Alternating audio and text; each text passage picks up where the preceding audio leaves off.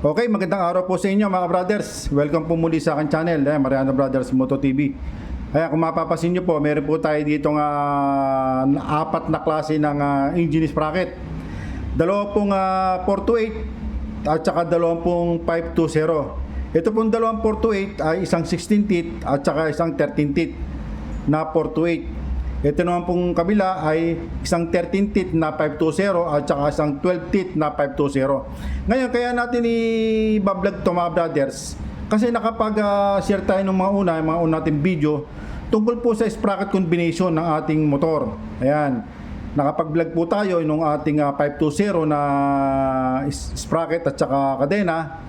Ngayon, ang nangyayari po mga brothers, may nagpupuntahan po sa shop, naghahanap po sila ng engine sprocket na size 14. Ayan mga brothers.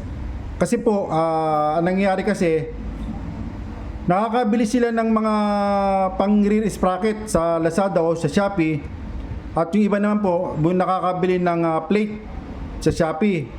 Gaya po kanina, may nagpunta po sa shop, ay nakabili daw siya ng plate sa Shopee ng halagang 1,500. Itong ganitong klaseng plate mga brothers, 1,500 daw nabili niya.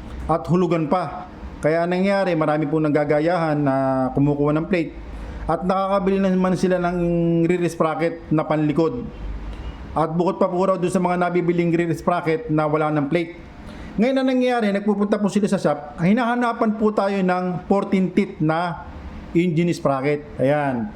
Yan po mga brothers, hindi po natin nire-recommenda na gumamit ng 14 teeth na 520. Ayan mga brothers. Kasi nung una, halos lahat po na naibablog ko, ang naiblog natin teeth ay 12 teeth lang po at saka 13 teeth ang naibablog natin tungkol po sa ating sprocket combination sa ating mga motor.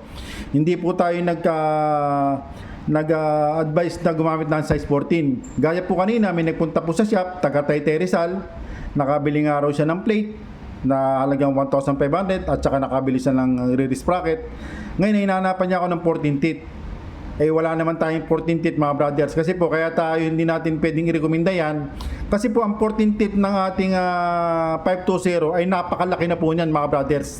Napakalaki na po niyan. Baka po sumahid na po sa ating crankcase. Bagamat pwede naman at sinubukan natin yan, ilagay yung 14, particular sa barako. Nilagay natin yung 14 teeth na 520 at nilagay natin ang kadena. Pwede naman po mga brothers, pero ang ano nga lang niya, may halos dikit na po siya sa crankcase. Kaya ang ginagawa natin sa mga nagagawa natin vlog, 12 teeth lang po ang ating nirekomenda. Ngayon dito mga brothers, kung mapapasin nyo po, meron po ditong naka-display na apat na klase ng engine sprocket. Ito pong nasa unahan mga brothers ay 16 teeth na 428. Kung ikukumpara natin sa 13 teeth na 520, mas malaki pa po itong 13 teeth kaysa dito sa 16 teeth. Lumalabas, ito pong ating 13 teeth na 520, lumalabas po, nasa size 17 na siya ng 428. Kasi kapag lalapitin natin ito mga brothers, mas malaki pa po ito, mas malaki pa po itong ating 13 kaysa sa 16 na 428. Ayan po mga brothers. Ayan. Kaya ang ginagawa natin, ang nire-recommenda natin ay 12 teeth. Ngayon, ito naman po 12 teeth na 520, kung ikukumpara natin sa 13 teeth na 428, ay napakalaki po ng diferensya.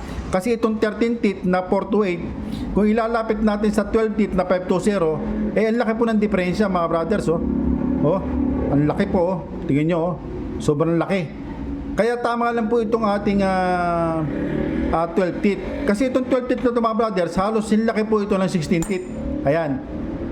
Magkasinlaki lang po yan mga brothers, yung 16 teeth at saka itong 12 teeth. Kaya ito, tamang-tama lang po ito sa mga may motor na may sidecar. Gaya po ng mga na-vlog ko noong una, Kawasaki Barako, Supremo, ayan. Mga brothers, Rusi, TMX 125, TMX 155, Rusi, yan mga brothers. Sa mga may sidecar, nirekomenda natin yung 520 na 12 teeth. Yan mga brothers. Huwag po kayong bibili ng 14 teeth mga brothers kasi baka mapasubo kayo. Gaya po nung nagpunta kanina mga brothers, kumukuha raw sila ng plate sa Lazada dahil mura daw doon. Kahit 1.5 pwedeng tingi-tingi ang bayad, hulugan o 3 months daw yata ang bayaran. Siyempre nagkakahawaan po sila, kumukuha sila ng plate. Nangyari, hinahanapan nila tayo ng 14 teeth. Wala naman tayong maibigay dahil hindi naman tayo nagre-recommenda ng 14 teeth. Ang nire-recommenda lang natin 12 teeth. Ito po mga brothers ay 12 teeth, pero ito hindi po pambarako. Pang XR200 po ito, hindi po pwede sa Barako ito mga brothers, maluwag po yung kanyang spline sa gitna. Ngayon ito mga brothers ay 13 teeth na 428. Ayan mga brothers, kung mapapansin nyo po. Pag inilapit natin sa 12 teeth, napakalaki po. Ayan mga brothers, kaya tamang-tama lang po yung 12 teeth. Huwag na po kayong maghanap ng mas malaki pa rito. Dahil sasahid na po sa crankcase. 12 teeth at saka 13 teeth, yung 13 teeth ay halos malapit na po rin po sa crankcase. Halos sinlaki nga lang po siya. Mas malaki pa nga po itong 13 teeth sa 16 teeth ng 428 eh. Ayan mga brothers, nakapapasin nyo po, laking diferensya. Ayan mga brothers, yan po masasuggest ko sa inyo mga brothers. Ayan. Ngayon, ang sprocket na to, ibinilag natin nung ating mga unang vlog, yung sprocket combination na 520. May mga lumalabas sa ating mga nagko-comment, mas mabigat daw ito o mahirapan daw ang makina dahil mabigat daw itong ating 520. Hindi po totoo yan mga brothers, kasi po itong ating 520, hindi naman po pinag-uusapan dito na yung bigat. Kasi kumot na 520 ay bibigat na. Hindi po totoo yun. Kung tutusin, mas mabigat pa nga po itong 428 kung ikukumpara natin sa 13 teeth. Ayan. Kung paglalapitin po natin sa mga brothers, ayan, mas makapal pa po yung ating 428 kaysa 520. Ayan o. Ngayon, ang 520 dyan mga brothers, hindi po yung bigat, kundi po yung pitch ng gear dito po sa ating sprocket. Ito po pinag-uusapan dyan yung pitch. Kasi ito 428, ito 520. Hindi po yung bigat, hindi po bibigat yan mga brothers. Ngayon, kung titignan natin ito 13 teeth, ito 12 teeth. Pero titignan nyo, kung paglalipitin natin, mas makapal pa yung ating 428 kaysa ating 12 teeth. Ayan, mga brothers. Ang pinag-uusapan po dyan, yung pitch.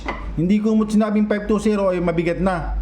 Ngayon, kung gagamit tayo ng kadena na 520, ang nire-recommenda rin natin ay light duty na 520 mga brothers. At yun, hindi po aabot ng 90L yung length, yung haba. Kasi po sa ating 428, pag gumamit tayo ng 428, umaabot po siya ng 110 hanggang minsan lagpas pa 120 mga brothers, o 130 yung iba pang supremo. Pero pagdating po sa ating 4520 at ginamitan natin ng kadena, hindi po aabot ng 100 na L mga brothers. Maabot lang po ng 92, 94, ganyan po mga brothers yung ating chain. Kaya po hindi totoo na mabigat. Ayan mga brothers, napatunayan ko na po sa inyo ang kapal Ayan ang kapal po ng diferensya. At mas malaki pa po itong 13 teeth sa 16 teeth. Kaya kung po kayo, wag po kayong maghahanap ng 14 teeth. Tama na po itong 12 teeth mga brothers. Ito nga pong 13 teeth, alanganin po to. Nilalagay ko lang po ito mga brothers sa mga may kinta mga brothers. At ang nangyayari ay nilalagyan ko po ng mababang maliit na numero sa release bracket. Yan mga brothers. Ngayon halos karamihan po na naibablog ko tungkol po sa 12 teeth ng ating engine sprocket mga brothers. Sana po maintindihan nyo po itong ating na-vlog na to dahil may nagpupunta po sa shop. Ang karamihan po nakakabili na sila ng sprocket, may nabibili doon na sprocket sa Lazada o sa Shopee at ang hinahanap nila engine sprocket dahil ito daw ay hindi kasukat. Hindi po talaga kasukat to dahil ito pang XR 200 mga brothers.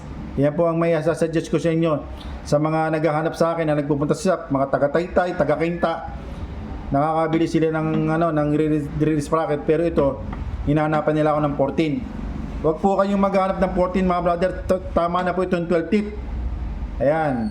Ito po mga brothers ay para po sa kapakanan ng lahat na gumagamit ng 520. At ito po mga brothers, kaya natin na-vlog ito no ating pinag-aralang mabuti. Lumalabas, pag gumamit tayo ng 520, nadadagdagan ng 1/3 na lakas yung ating motor sa arangkada, sa gitna at saka sa dulo mga brothers.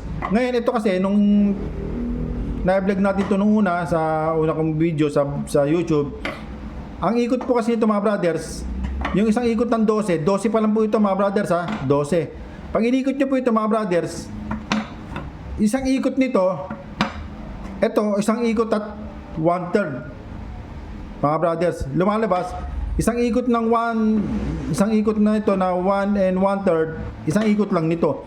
Kung 13 to 12 feet pa to. Kaya ang laki po ng pagbabago na magaganap pag gumamit po kayo ng 12 na 12 feet sa ating mga motor. Ayan, particular sa barako mga brothers, ayan, sa mga may sidecar na pangkargahan pampasada. Ay, sana po maintindihan nyo po itong ating na-vlog na to mga brothers, tungkol po dito sa ating 520. Ngayon, tungkol naman po dito sa plate na to mga brothers, sa nyo na lang po yung gumawa nito sa Teresa Rizal. Meron naman po siyang shop doon, yung nagtotorno nito ngayon. Ayan mga brothers, kumukuha lang din po tayo doon na patingi-tingi mga brothers. Sige po, hanggang dito lang at maraming po salamat. Mabuhay po kayong lahat mga brothers.